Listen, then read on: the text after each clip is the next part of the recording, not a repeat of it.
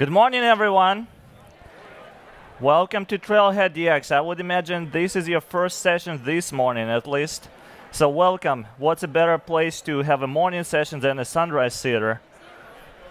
So today we're going to learn a little bit about time field.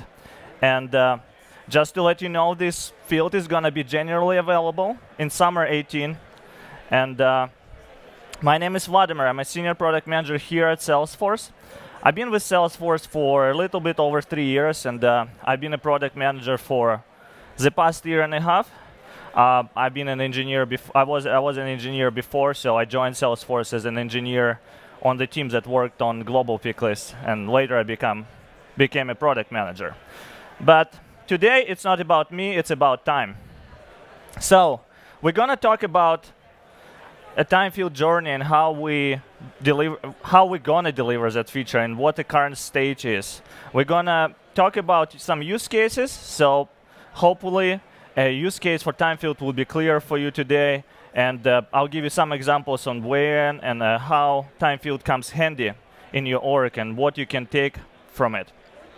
And we're gonna talk a little bit about time field and formulas, because time field is not coming alone. It comes with some support in formula with new formula features and formula functions. But before we move forward, anyone wants to guess the next slide?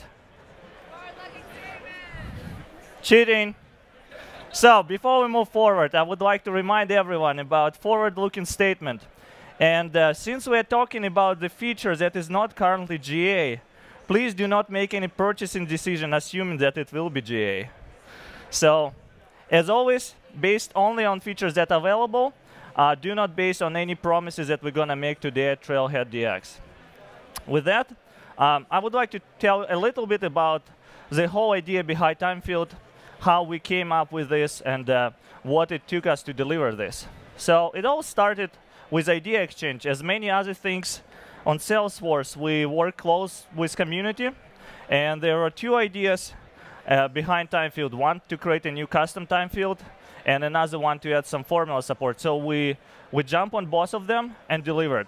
And I would be more happy if I didn't see that 11 years next to it. As I said, I've been a product manager for a year and a half, so do not hold me accountable for the rest 9.5 years, if I did my math correctly. But anyway, the point here, guys, I know 11 years sounds like terrible amount of time, but I want to emphasize that success community is still important, and this is where we're trying to get inspiration for new features. Your comments are very important, your votes are very important, and even it takes 11 years, I still check Idea Exchange quite often, and I'm trying to do my best to stay true to the core and deliver features based on your feedback. Unfortunately, it's not always the case, but please continue contributing to Idea Exchange. So we first introduced time field back in summer 17 as a pilot. So it was limited set of functionalities for a group of customers that were pre-approved, and they only could use it in sandboxes and their dev orgs. We went to closed beta later in winter 18. So it was still under, you will still need to submit contact your support and raise a case to get an approval to get this feature enabled. And right now, if you haven't noticed, we are in open beta as a Spring 18. So if you go to your org today and you try to create a new custom field on any object, you will see the time field there, and you will see a nice red tag next to it saying beta. So what beta means? It means that this is a production-ready feature with some known limitations.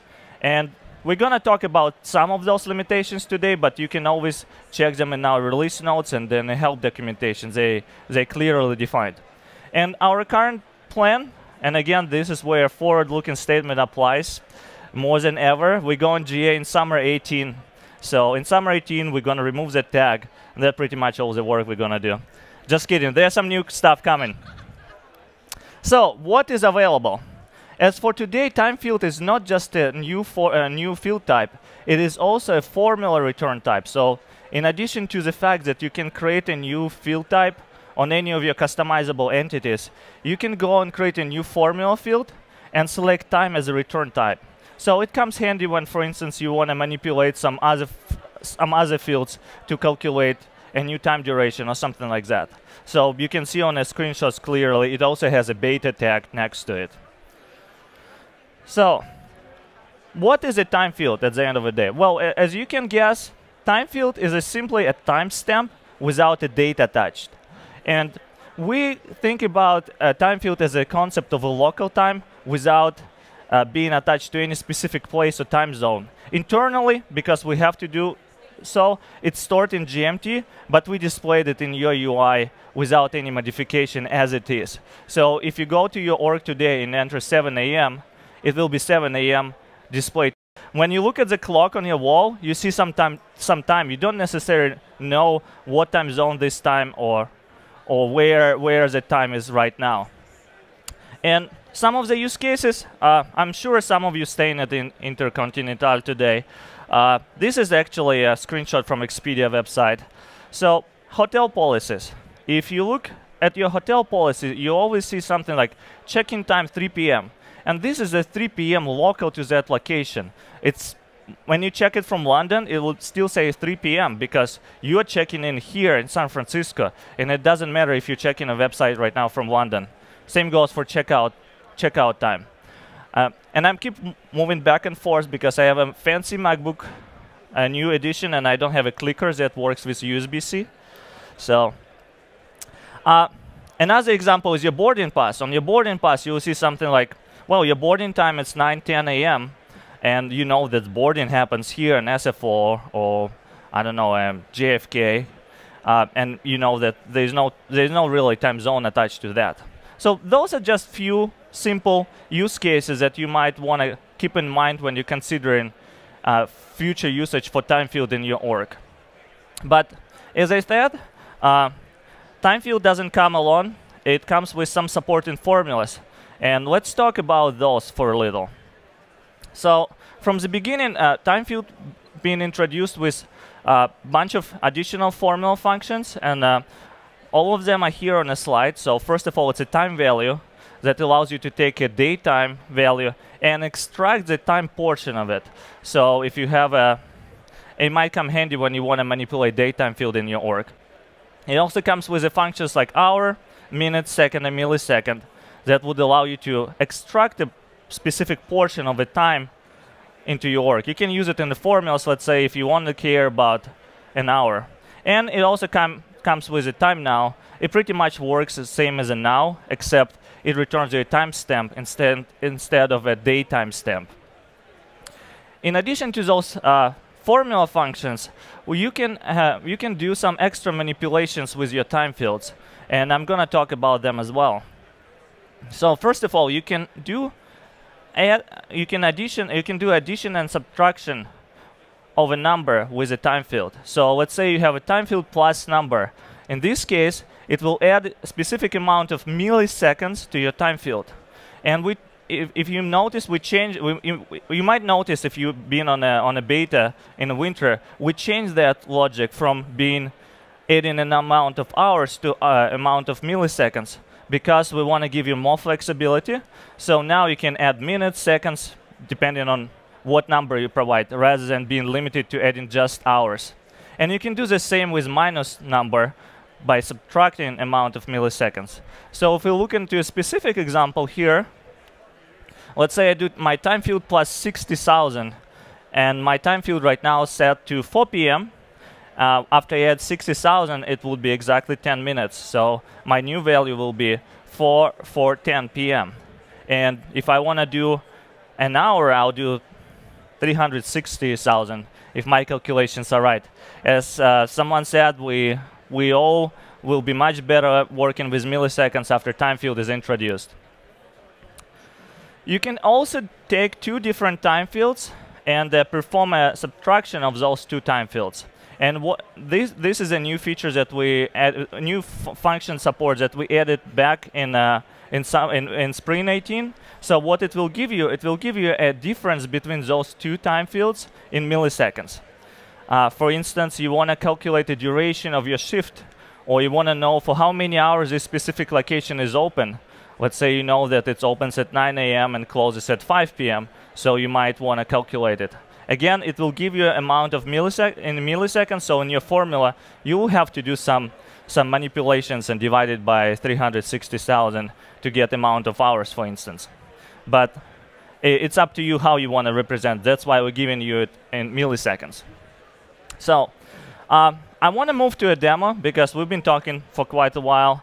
I want to show you how you can use a time field today. And just for a note, I'm going to present it using a Spring 18 org. So not everything that we're going to bring in summer is there yet, but I'm going to talk about those things. And here we are. Cool. Here's my org that I created for this demo. And you might notice it's in Lightning. If this UI looks unfamiliar with you, I don't know where you've been. This is a new UI that Salesforce introduced like 5 years ago. So, new. So here we are. I have a hotel manager app that I created for this demo. So let's take a look at that hotel manager. So pretty much what that app will do, it stores information about my hotels that I manage with the policies that applies to those specific hotels. And I store records of a particular guest checking in and checking out from those properties. So let's take a look. So first of all, I'm going to add a new hotel to my list. And let it be Trailhead Inn. And we're going to do a policy, let's say check-in time 3 p.m. and check-out time by noon. And by the way, I always was curious, like, if I pay for the whole day, why am I asked to leave 3 hours early than 24 hours I paid for? Never understood.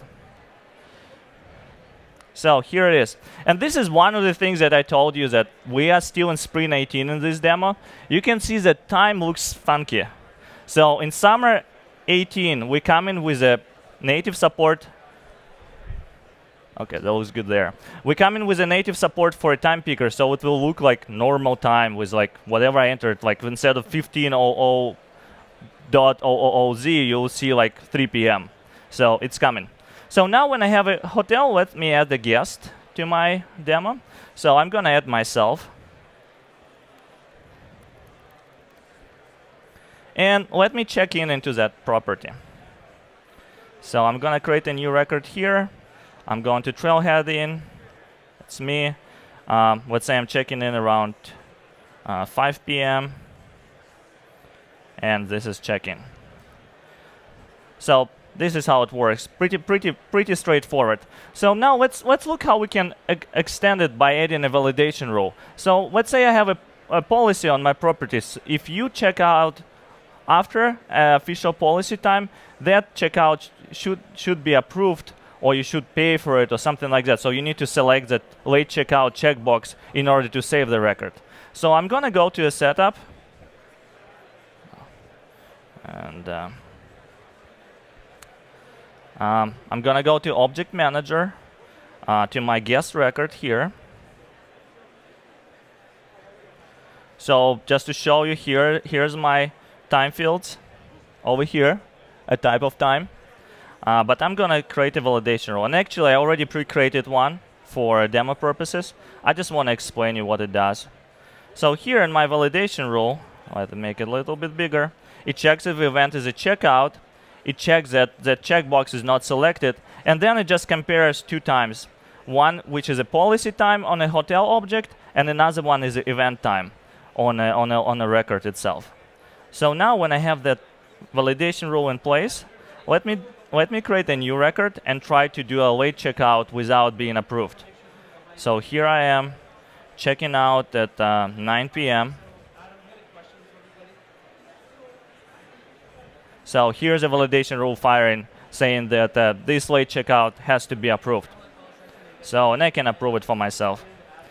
Pretty cool. So that is a short demo that I wanted to show. Of course, I cannot cover everything that we support, but just to give you an idea of how those things work right now. And we're here back. So what's coming in summer 18? As I mentioned, first of all, we're going to GA forward-looking statement applies. We come in with a better support in Lightning, so you have a time picker, and it also applies for your mobile app. So now, on your mobile app, you don't have to type that time. You can actually use the pickers to select it really fast, so it's more user-friendly. It's way better experience for your end users, and this is important. I would like to invite everyone to join our Trailblazer group. We have a specific Trailblazer group for Timefield. A bunch of people already there. Please come, ask your questions, share your use cases.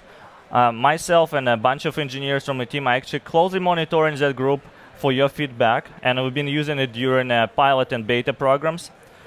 There are release notes that you can check out on Spring 18, and one summer release is there. Look for Timefield in those release notes as well.